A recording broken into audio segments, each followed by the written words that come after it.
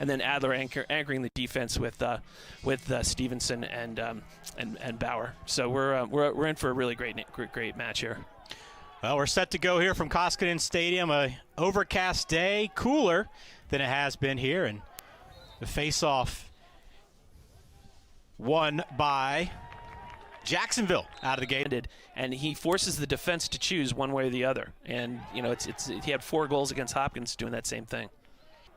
Yeah, it's interesting to see that having Dyson and O'Neill on the same line. I mean, I think I've said it in every game, but it's an embarrassment of riches offensively. I mean, you know, those two, Dyson could start anywhere in the and I referenced it a game ago, like Syracuse, you know, in the 90s and the 80s, where, you know, they would run and gun. If they turned it over, okay, that's fine, but they would take 40 or 50 shots on goal, and it was, you know, they were also packed with amazing athletes, like Duke is right now. So that's how they want to play, and it's something that, you know, these two programs faced a year ago. Duke was on the winning side, 17-6 in that one, but 2-2 here early in this first quarter. Jake Naso, nice face-off.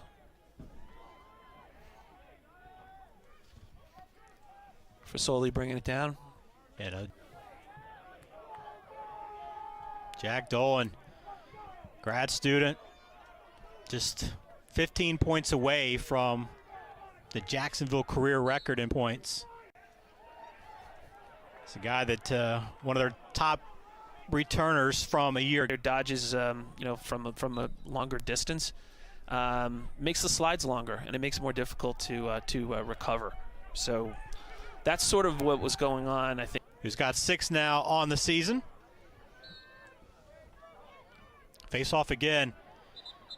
Ginder getting the go here. But, you know, that's an example right there. You know, all the offense doesn't have to come from start here to take the final face-off probably of this first quarter. Yeah, 12 seconds. Now, this is exactly what Naso wanted. He's going to pick that up, try to get it to someone who can take a shot. Robertson working here, tries to drop it into Montgomery, but it lasts, you know, 60 minutes across all 110 yards of this field. But, you know, we've got Ginder in there. It looked like a push from behind, not called, but a little scrap for the ball, and then we'll see who gets the possession. Looks like it's finally scooped up this time by Duke. Tyler Carpenter. Are you surprised that Ginder's have one of these stretches where they find the offense and really pull away from a team? Jacksonville's done a really good job of going back and forth so far in this one. Comes in, and it's just kind of fit right into this lineup. And you see already today, Waldbaum with a hat trick. We go fast break. Waldbaum's got the ball. Let's bring it in. Adler's played a good game, but it's tough to stop opportunities like that. Yeah, and you know, one of the biggest X factors right now with the game, Brendan O'Neill's not touching the ball, right? So if you want to beat Duke, keep the ball out of Brendan O'Neill's stick. Now they got a fast break. They have serious numbers, 4-on-3. This is a big one here, as Duke needs to get the possession offensively and avoid having to play defense for another 80 seconds or more.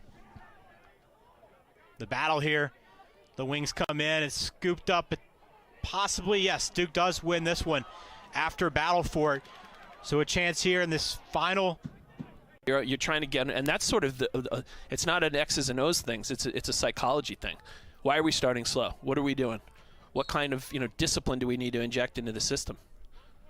Well, Ginder facing off against Kapp, and Kapp wins this one, his 7th face-off win.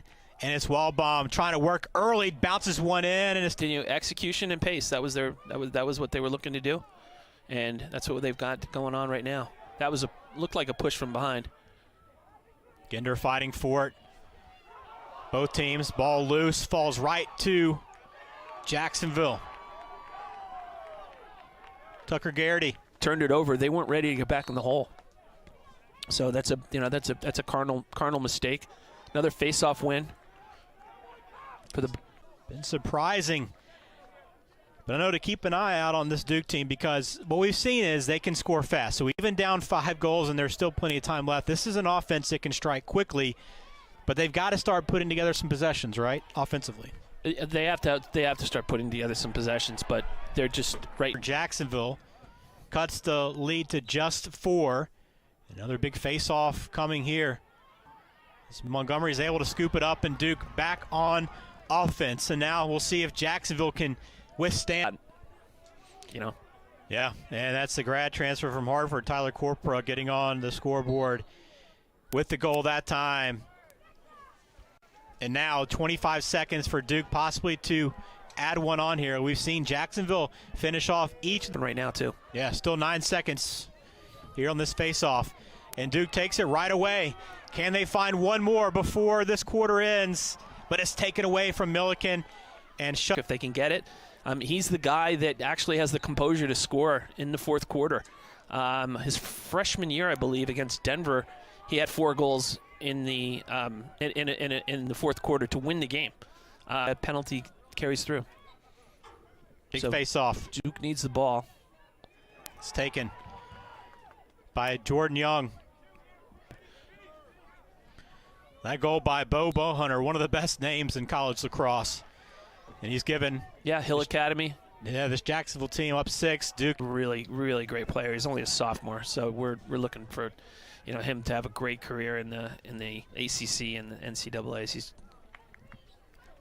big face-off once again. 10 minutes to play here in this game, and to kind of give you an idea of how quickly this Duke team can score. So far this season in 3 games, they scored 9 goals in less than 8 minutes against Robert Morris, and then against Vermont scored 6 goals in just 5 minutes and 9 seconds. So this team has plenty of time to cut this. Well, you see the strength and power there from O'Neal, and a big goal needed for Duke, and he comes through. The talented super sophomore, his second goal today to go along with 2 assists and another face-off win for Duke. Puts him back in the offensive zone here, down 4. You have to sort of take those risks. Huge goal for Jacksonville.